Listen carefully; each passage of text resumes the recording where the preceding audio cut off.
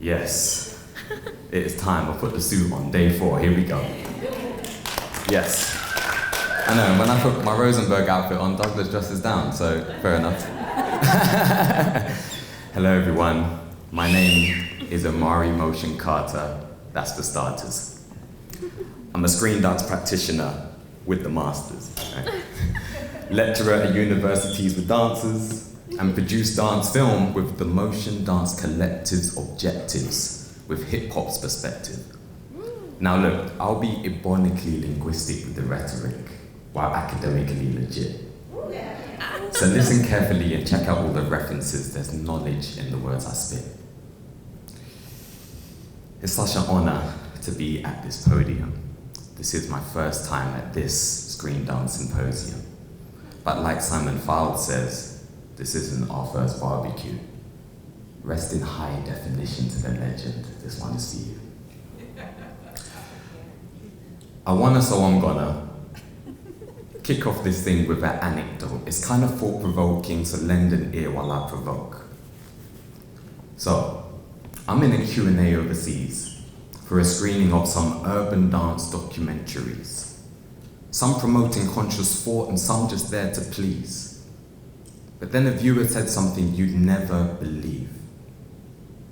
She had assumed that all urban dancers just improvise, and then presumed that all of these dancers were untamable.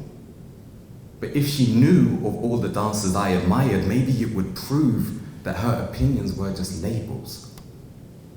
But then I realized that this woman's not to blame. Her eyes are merely sending what they're seeing to her brain. And what she's used to viewing is a single commercial representation of a culture that has so much more to say.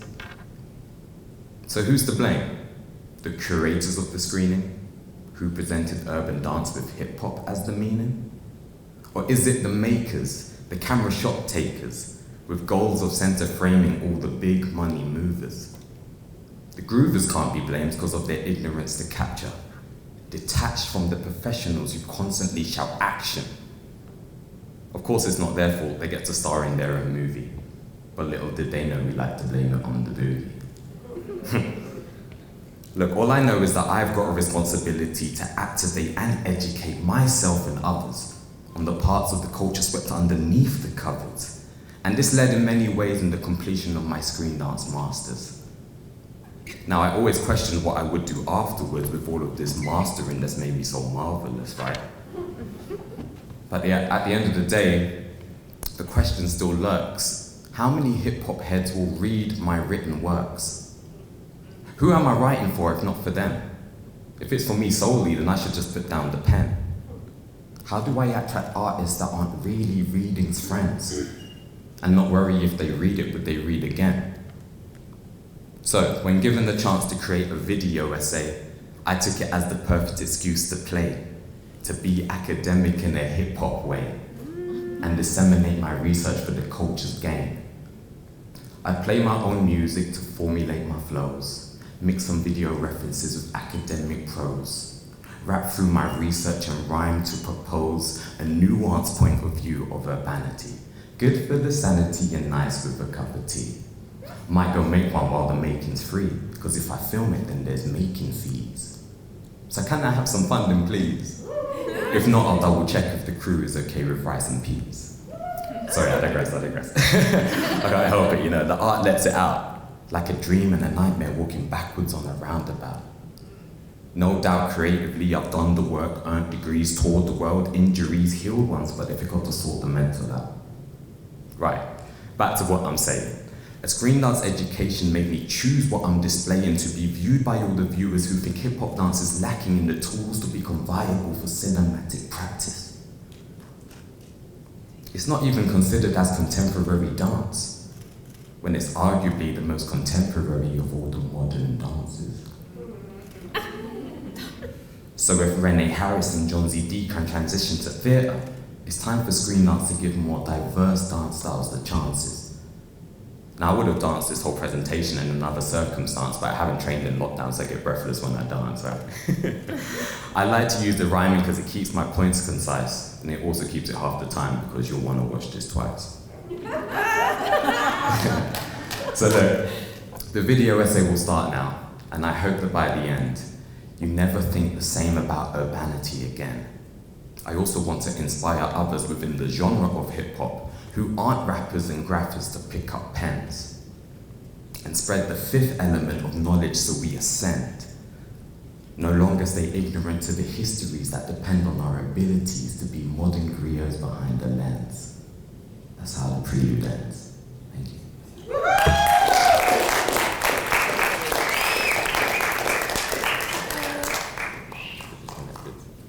It's always the case, right? There we go. Yeah. Yeah. You got it? Lovely.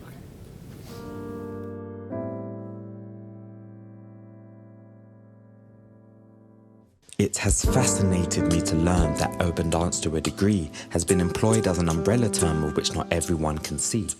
So this has fueled my interest in the ways that we are seen, especially considering all urban dance on screen. But who am I to redefine what is already defined? Let us take a look at some definitions and see what we can find.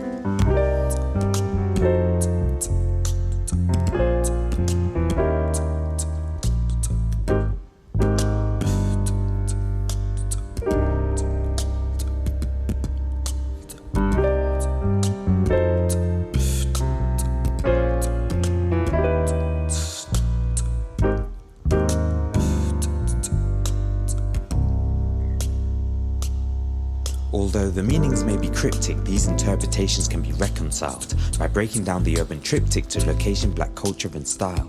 Location bears a vital fruit to urban dance's social trends, representing their social practices by narrating the ends.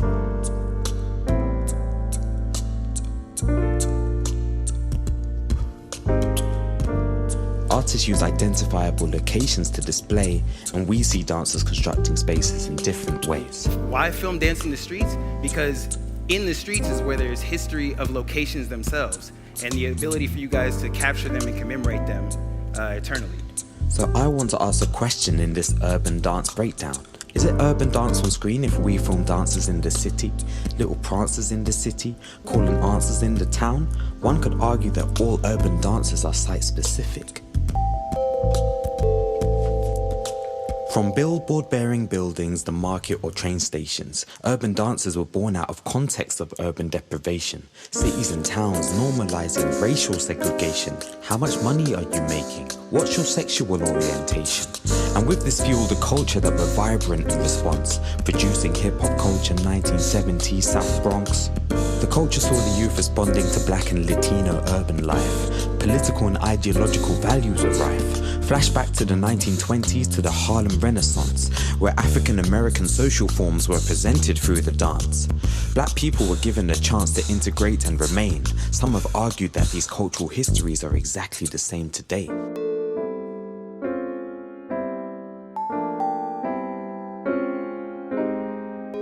With the hip-hop generation articulating urban places and races, it's clear to see how hip-hop dance is seen as urban dance, as hip-hop gave a voice to these urban segregated spaces, but hip-hop dance itself is not urban dance. From all these circumstances, hip-hop emerged as a way for people to escape, to express themselves, earn respect, connect with each other, and to make a statement. So while it is easier to just call urban dance choreography hip-hop, like in that little conversation earlier. Oh, hip-hop. I know hip-hop. But the fact is that when you call something a word that has its own story, it's like you're saying, hey, you're all of this, without realizing what all of this actually means. So that is how to create a single story. Show a people as one thing, as only one thing, over and over again, and that is what they become. So, hip-hop as urban dance is a single story. Here are some other stories worth exploring. Let's start with Tariq Xenia, a partner dance slow and sensual in nature, a very popular dance in modern Angolan culture, capoeira, an Afro-Brazilian martial art dance played by 19th century urbanites prohibited to advance, Lindy Hop, one of the most dynamic and original underground African-American popular dance forms. It is easy to find ways in which urban dance is presented, but little thought is spared for the way it is represented. The history shows us the urban dances that have been, but why are we not seeing these varied dances on screen? To conclude, I'm still learning every day what urban dance is. I'm here to pose a question and not provide all the answers. Think of your single stories for everything you know true, and ask yourself, what is urban dance on screen to you? Does it focus around predominantly hip-hop dance styles, or a choreographer's own personal movement style to music? Is it heavily influenced by black cultural experience, sharing social political histories to audience that view it? Or is it more about the space and the pace of a place? As dancers embrace the elements of an aesthetic that's site-specific, what is clear is that not all urban dances are considered when single commercial representations of these dances are prolific.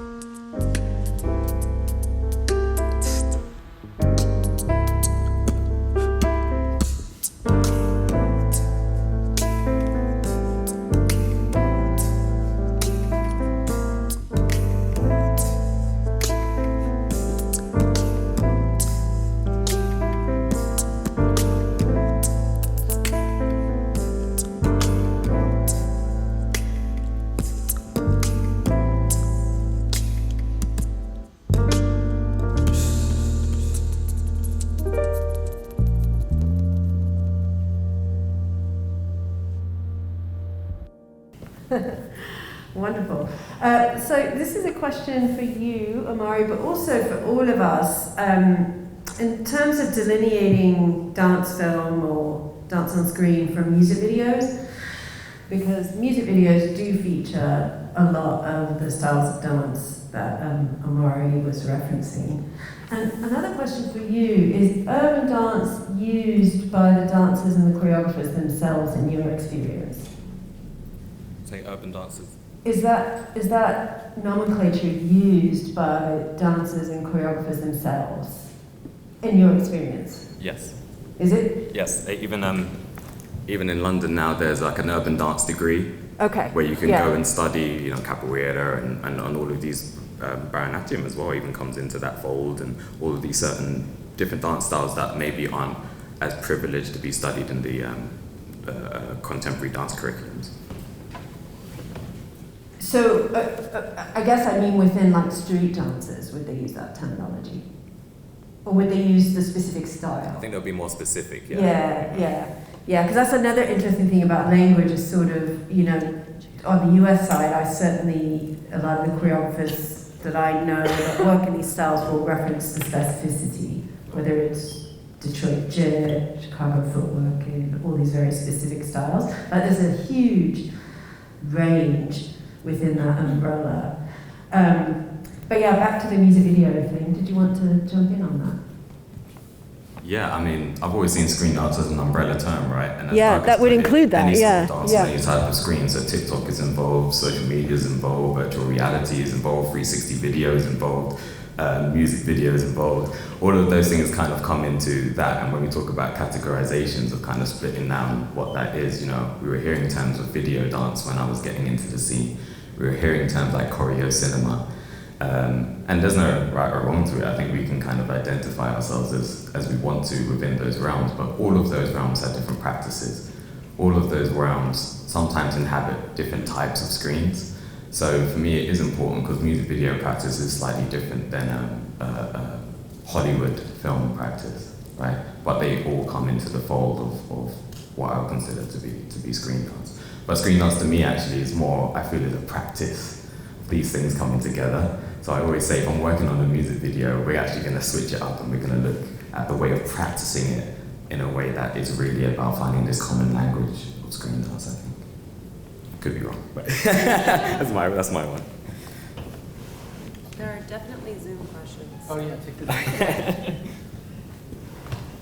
Okay, let's see here. The first is from Kara Hagen, who is zooming in today. I'm wondering about histories and politics of urban filmmaking. I'm thinking of the BBC documentary that starts with DJ Kool Herc. I don't remember who made it, but if urban dance is inherently site-specific, how does urban filmmaking speak to that too?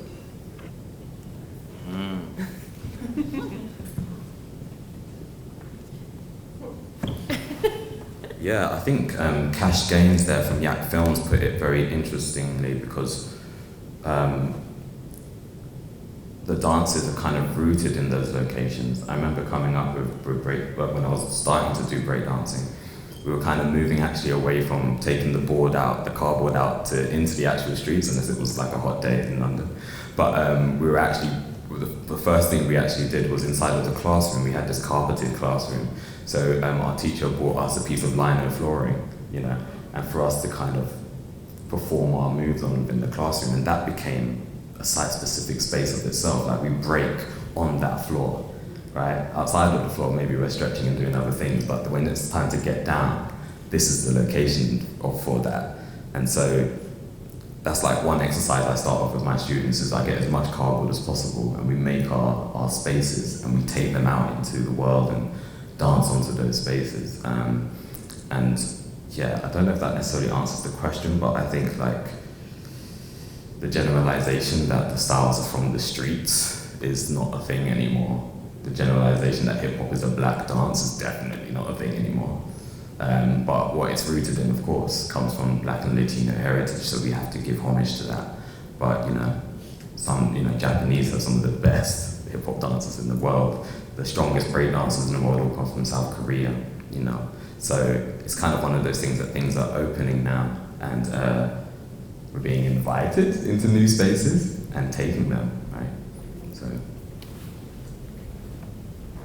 There's another one. Yeah. This is from Jen Ray, who was also here this week. Amazing presentation, thank you so much. Could you please speak to what threads might connect urban dance globally? Which maybe I kind of just did a little bit. Hip-hop was born in the USA, but how does it communicate, connect with, and contrast with the world of urban dance?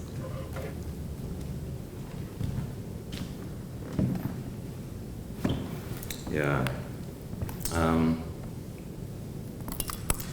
I think it's always been a kind of style of people who felt disenfranchised, you know, to kind of get out there and say a lot of things with their culture in ways that they maybe really wouldn't be able to say in every space, or some of the privileged spaces we inhabit.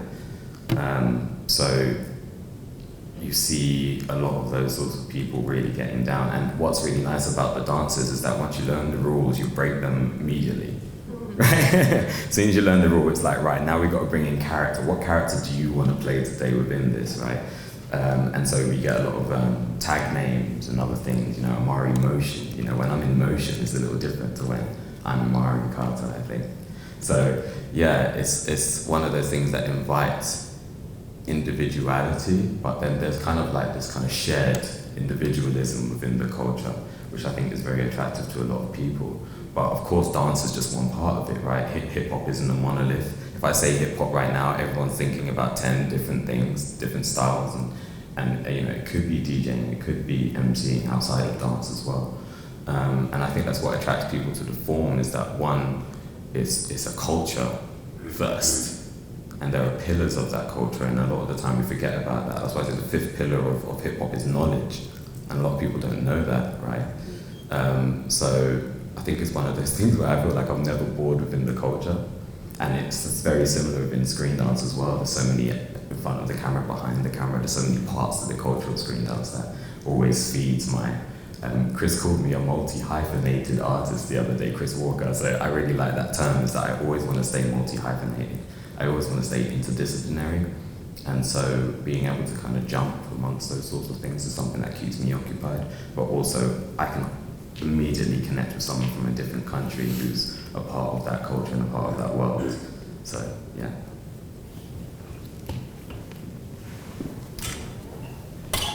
Is that mine? Sorry, it's me again. Thanks, Omari. It's fantastic to see that here, this work. It's really great. And, get on tearful. I'm thinking about something that Gabri was saying yesterday, I think it was yesterday, a word, invitation, this question of invitation, because I'm interested in the politics of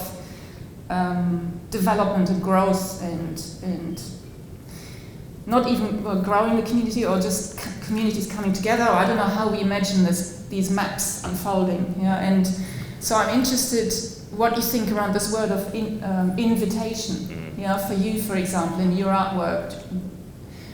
Has it played a part?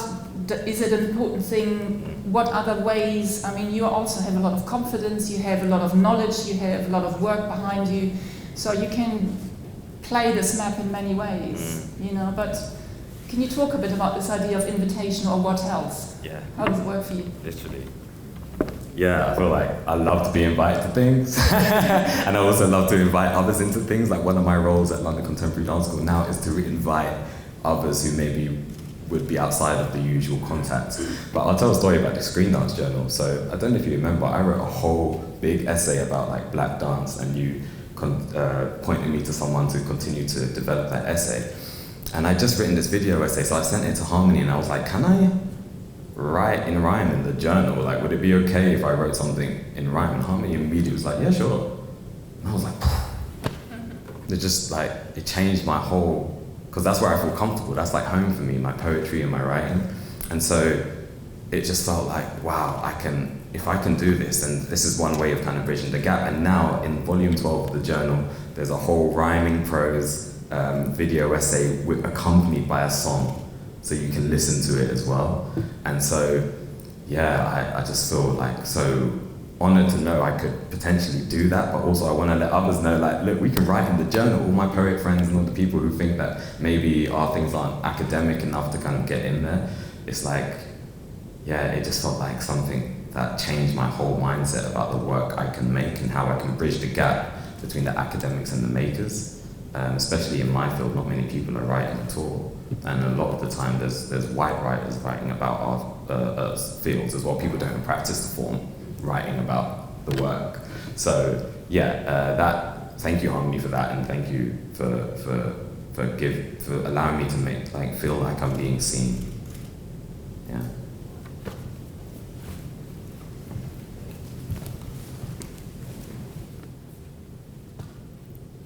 Yeah, so thank you so much. I loved your presentation, and I want to say, for me, this was really in my comfort zone, and sensing the energy in the space. I think it was that for you too. But it made me think of something that I struggled with my own research journey, coming from dance practice and not outside academia. And I think we are in academia now because we are in a university. So, you know, processing that you just did.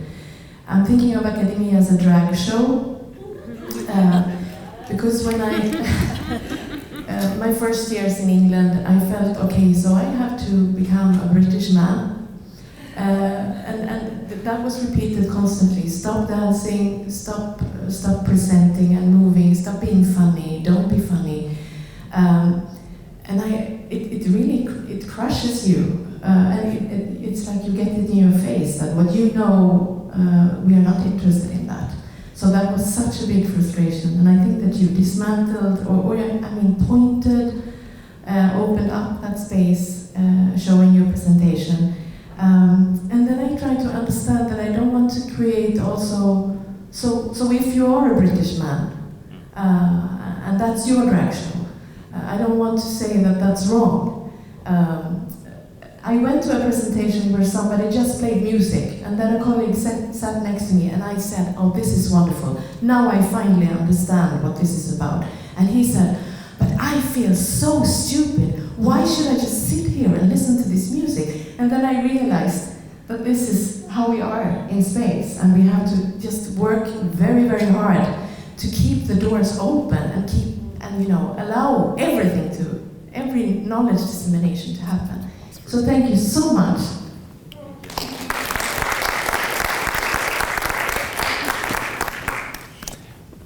I'm going to just add one little thing, and then we're going to transition a bit. Sometimes if the doors aren't open or they're a little bit sticky, we have to put a shoulder to the door.